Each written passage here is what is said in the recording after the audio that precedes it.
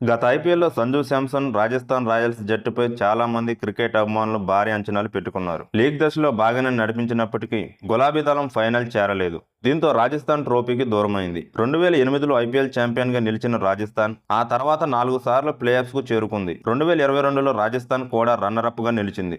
కానీ మళ్లీ గులాబీ దళానికి గోల్డెన్ ట్రోఫీ రాలేదు.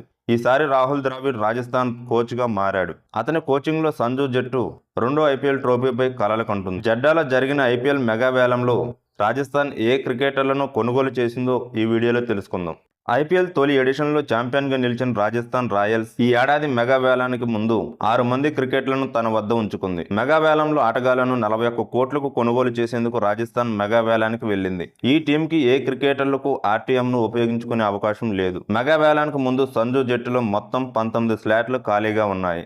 7 మంది విదేశీ క్రికెటర్లను తీసుకునే అవకాశం ఏర్పడింది. 25వ ఐపీఎల్ మెగా వేలానికి ముందు రాజస్థాన్ రాయల్స్ ఏ క్రికెటర్లను రిటైన్ చేసిందో ఒకసారి చూసుకుందాం. సంజు శాంసన్ 18 కోట్లు, యశస్వి జైస్వాల్ 18 కోట్లు, రియాన్ పరాగ్ 14 కోట్లు, ధ్రువ జురేల్ 14 కోట్లు, షిమ్రాన్ హెట్మేయర్ 11 కోట్లు, సందీప్ శర్మ 4 కోట్లు. రాజస్థాన్ రాయల్స్ వేలంలో దక్కించుకున్న ప్లేయర్స్: జోఫ్రా ఆర్చర్ 12.50 కోట్లు, మహేష్ తీక్షణ 4.4 కోట్లు, వనిందు హసరంగా 5.2 కోట్లు, ఆకాష్ మద్వాల్ 1.20 కోట్లు, కుమార్ కార్తికేయ 30 లక్షలు, నితీష్ రాణా 4.20 కోట్లు, తుషారా దేశ్ పాండే 6.50 కోట్లు, శుభన్ దూబే 80 లక్షలు, యుద్వీర్ సింగ్ 35 లక్షలు, ఫజల్ హ్యాక్ ఫరూకి 2 కోట్లు, వైభవ్ సూర్యవంశీ 1.10 కోట్లు, ఖ్వేనా మఫాకా 1.50 కోట్లు, కోనల్ రాథోడ్ 30 లక్షలు, అశోక్ శర్మ 30 లక్షలు,